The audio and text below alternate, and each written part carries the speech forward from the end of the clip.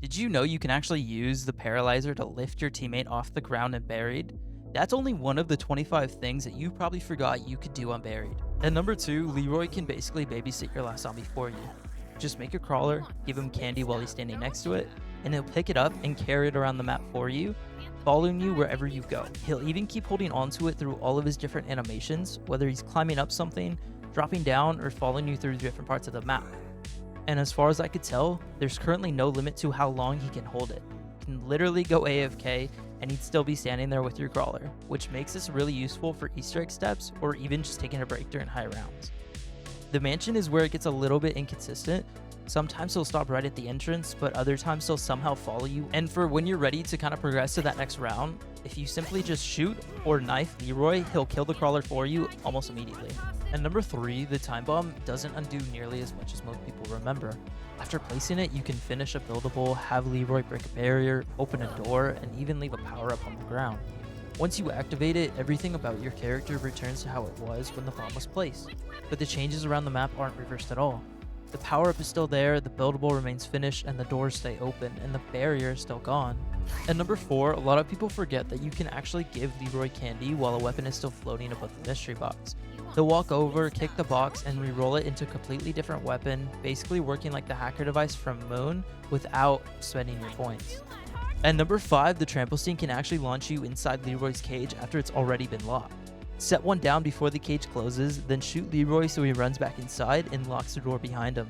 Before coming back, make sure you find the key because once you step onto the Trample Steam, it launches you straight through the bars and into the cage.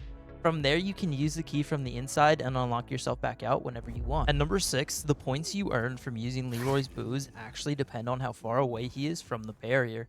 Give it to him while he's standing right beside one and you'll only receive the minimum amount of points. But the farther back you position him, the more points his charge will give you. So by lining him up from one of the longest possible distances and having him run across the map, that same bottle of booze can give you a much larger payout. Basically, never hand it to him right next to the barrier unless you're willing to waste most of the points. At number 7, Buried has a hidden way to get an extra perk for only 10 points. With a ballistic knife, stand behind the white line in the saloon and hit the bullseye, then interact with the piano inside the saloon. After making your way through the mansion and maze, the piano witch will appear when you come out. But make sure you actually have 10 points because without them, she'll eventually disappear without giving you anything. This doesn't waste your chance though, just repeat the dartboard step, return with enough points, and tipping her gives you that extra perk. Once the tip is successful, it can only be done once per player that match, meaning everyone in co-op can claim their own. Coming in at number 8, one thing you may have forgotten is that the head chopper's placement completely changes what it does to zombies. Set it low to the ground and any zombie that walks into it will lose its legs and become a crawler. But place it around head level and it'll kill the zombies outright, so the same buildable can either make you a crawler or completely clear them out. Moving into number 9, the Paralyzer has another use that most people probably forgot about. During the Sharpshooter step of the Easter egg, its beam can actually hit and register the targets just like a normal weapon. So rather than using ammo and trying to perfectly tap every target, you can hold the trigger and sweep the Paralyzer across them instead. You'll still need to know where each target appears, but it makes the entire step much more forgiving. Reaching number 10, one of Leroy's most useful forgotten abilities is bringing the mystery box back after getting the teddy bear. But there is one catch, he has to be able to reach wherever the box moved. If any doors along the route are still closed, giving him candy won't send him after it, instead he'll just enter his defensive mode. Once that path is fully open and the new box location is accessible, give him candy again and this time he'll run across the map, pick up the entire mystery box, carry it back, and place it down for you. Now that we're past the more obvious stuff, number 11 is a Vulture Aid detail most people forgot. After leaving the gas, it protection lingers just long enough to reposition before the zombies notice you again. Next up at number 12, the fountain inside the maze can actually be destroyed by grenades or any explosive. Halfway through at number 13, one thing you may have forgotten is that Buried has a hidden PhD perma-perk. It makes your dolphin dives explode, removes ray gun splash damage, and prevents fall damage when you land in a dive, although regular falls can still hurt you. And that PhD upgrade isn't the only one Buried has. At number 14, you may have forgotten about the Better Box upgrade. Before round 10, take every weapon the mystery box gives you for the 5 hits in a row. Even if the weapons are terrible, once it activates, you'll see the green flash and a small teddy bear sitting on top of the box. From there, the box gives you better odds of pulling stronger weapons and a lower chance of getting the teddy bear. It doesn't guarantee a wonder weapon, but it can make those early box hits a lot more useful before the upgrade disappears at round 10. And the better box isn't the last overlooked detail Buried has. At number 15, the witches have a few things most players probably never noticed. Every witch you kill can restore one piece of lethal equipment. During this test, each kill gave back one claymore, while regular grenades never refilled. The weird part is that explosives can't actually kill the witches themselves. They also blink in and out while moving, and the map's traps don't even react when they walk through them. Also, if you're trying to get the free perk faster without waiting for the witches to spawn, you can actually head down the well and it makes them spawn much quicker. And after all that weirdness with the witches, number 16 brings us back to Leroy. Give him candy while he's standing near a power up, and he'll change it into a completely different drop. So if the game gives you something useless, you can take the gamble and try turning it into something better. Changing power-ups is useful, but number 17 is where the Paralyzer gets a lot more interesting. Speed Cola doesn't make it recharge any faster, and a max ammo won't refill it either, so neither one helps once it's overheated. But when it comes to moving around the map, the Paralyzer can reach places you normally shouldn't be able to get back to. You can fly all the way back up to spawn and even reach the LSAT wall by after the floor beneath it has already collapsed. Against the witches though, it's a completely different story. The beam can slow them down, but it won't kill them, and they can still reach you and steal your points while they're paralyzed. You also can't use it to fly it back out of the mansion once you're inside, so for getting around Buried, it's one of the most useful weapons on the map, but it won't help you escape the witches. Number 18 is a smaller Leroy detail that's really easy to miss. If a power-up is in his path while he's charging with booze, he'll collect it for you. Walking through the drop normally does nothing, so it only works during the charge.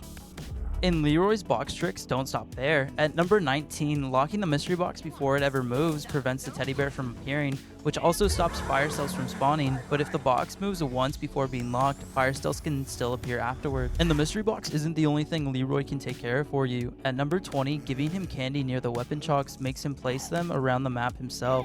He'll grab every chalk he can currently use, then run off and fill the available question marks at random. If one of those areas hasn't been opened yet, he'll leave that chalk behind until there's somewhere he can actually place it. The only downside is that you won't receive any points you normally earn from placing the chalk yourself. And placing chalk isn't the only setup Leroy can handle. At number 21, give him candy near a workbench and he'll gather the buildable parts still around the map and put one together for you. Number 22 shifts over to the bank with something that looks like it should work but doesn't, even though the money drop appears like any other points power up. Double points has no effect on it. Picking it up still gives you the normal amount you put into it. And if double points won't multiply the money drop, number 23 shows what will. The time bomb restores your original points while leaving the drop behind, letting you collect it and duplicate your money. And number 24 brings us back to one of Leroy's strangest candy interactions. Give him candy beside an unpowered resonator and he can bring over a turbine to power it.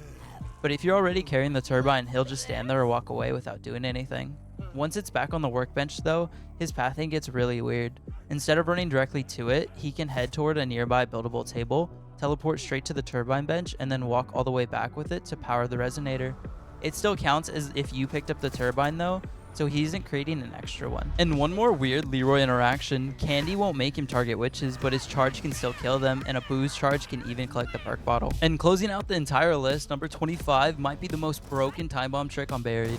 Place it before killing the final witch, let the first perk bottle drop, and then rewind time. The bottle stays while the witches return, letting you collect the first perk, kill the last witch again, and force the second bottle to drop. 1 mansion run, 2 free perks. But Buried still has one final bonus that might be the most mind-blowing discovery in this entire video. The weapon locker doesn't always return the exact gun you stored. Certain weapons that are tied to one map will only transform when you move them from somewhere else. So after getting the Remington new model on Buried and placing it into the locker, loading into transit and opening the fridge, it gives you back the Python instead. Because the Remington isn't available on transit, the game changes it to the map's equivalent weapon. After all these years, the fact that that locker could secretly do this the whole time with other weapons too is absolutely insane. And that's been 25 things you forgot about Buried, plus one bonus which I somehow never knew after all these years. Let me know which one surprised you the most, and I'll catch you guys in the next one. Thank you guys for watching.